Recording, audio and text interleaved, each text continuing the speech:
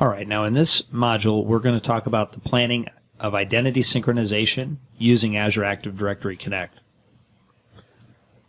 And the first thing we have to look at is there are a lot of different options and features with regards to Azure Active Directory Connect, and we're going to discuss a few of those right here. The first one is the Exchange Hybrid Deployment option. Now this feature allows for the coexistence of Exchange mailboxes both on-prem and in Office 365. Azure Active Directory Connect is going to synchronize a specific set of attributes from Azure Active Directory back into the on-prem AD. You also have Exchange Mail Public Folders. Now this feature allows you to synchronize mail-enabled public folder objects from your on-prem Active Directory to Azure Active Directory.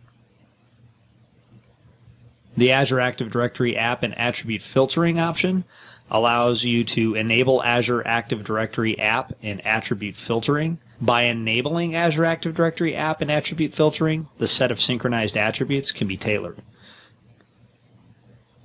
The password hash synchronization option is in place if you selected Federation as the sign-in solution, then you can enable this option.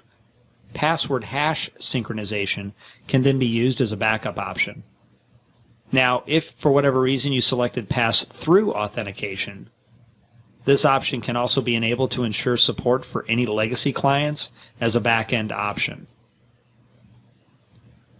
By enabling password write-back, password changes that originate in Azure Active Directory are going to be written back to your on-premises AD.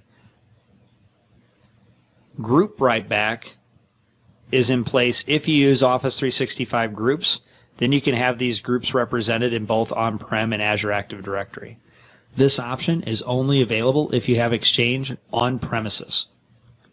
Device write-back allows you to write back device objects in Azure Active Directory to the on-prem Active Directory, specifically for conditional access scenarios. By enabling directory extensions attribute sync, attributes specified are going to be synced directly to Azure Active Directory. For additional information on all of these optional features, you can click the link at the bottom for additional information. Now it's time to take a moment as we talk about synchronizing all of this identity and all of these different attributes and objects into Azure Active Directory, that maybe it's time for us to take a look and do some house cleaning. So take a moment and audit your environment. Conduct an audit, ensure that the environment is in fact healthy and objects that are present need to be present. A lot of organizations will have a lot of stale objects out there, which is not only a security risk, but isn't a best practice as well. Take a moment to check for incorrect object attributes within your user and group space. Verify changes that are made during prerequisite checking, and make sure that any prerequisite checks or flags that were identified were addressed and completed. These are things like your force functional levels, the schema extensions, and things of that nature. Now, while these checks can be a little bit cumbersome and arduous to complete, they are absolutely necessary in order for this to be a successful transition to allow synchronization of identities into the cloud. A way to help do this is the use of the IDFix Tool. Now, you can download this directly from Microsoft. This tool scans the Active Directory environment and checks for objects for any kind of problems that may result in any synchronization issues that could occur. You can also run a repair functionality on those objects that may fail to synchronize. It's a best practice to run this tool as an administrator, as the scan will collect and modify objects in the environment. For additional information, you can click the IDFix link at the top of that section for additional information. Now, with regards to Azure Active Directory Connect sign-on, there's a couple different options we can look at. If we're talking about cloud authentication, we're going to look at password hash or pass-through authentication. Now, password hash synchronization, or PHS, is the default option with regards to cloud authentication. This leverages the same username and password that they would use on-prem without having to deploy any additional infrastructure besides the Azure Active Directory Connect tool. Pass-through authentication, or PTA, is going to provide a simple password validation using the on-premises software agents for organizations with stronger security and compliance policies. You also have a federated authentication option, which leverages authentication processes to a trusted authentication system like Active Directory Federation Services, or ADFS, or any third-party federation system or tool that you allow to validate a user's login. And for additional details on the Azure Active Directory Connect sign-in options and process, you can click the link below. Now let's take a second and dive a little bit deeper into the synchronization and pass-through authentication process. So for password sync, on-prem password hashes are going to be synchronized directly into Azure Active Directory, and the infographic on this slide provides a little bit of a high-level detail.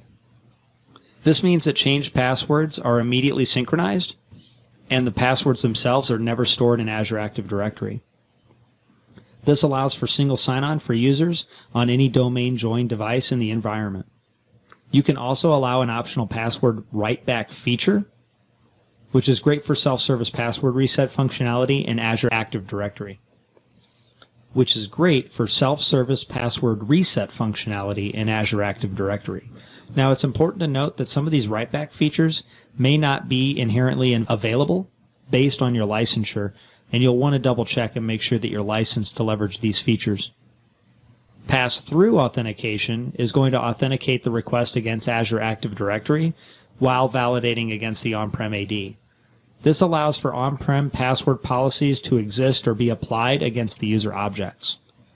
Now, the password and hashes are not present in Azure Active Directory. The difference here is that this option uses an agent client that runs on a server on premises. It also has to be a domain-joined server, and it listens specifically for password requests within the organization. This also allows for single sign-on for any domain-joined machines, and additional information can be seen in the infographic here. For Active Directory Federation Services, it does get a little bit more complicated as we add a third platform into the mix. However, this does allow for users to authenticate to Azure Active Directory using the on-prem identity. Now, this leverages the web application proxy to facilitate those external authentication requests. This also requires an ADFS infrastructure on premises to function correctly. Now, this is without a doubt the most complicated identity synchronization option for Microsoft 365, but for those environments that do have a complicated identity ecosystem or leverage third-party applications that require federation using ADFS for single sign-on to third-party sources, this may be a requirement within your organization. And that concludes this module. Stick around as we jump into our next module, which is going to be around the management of the identity synchronization process in Azure Active Directory.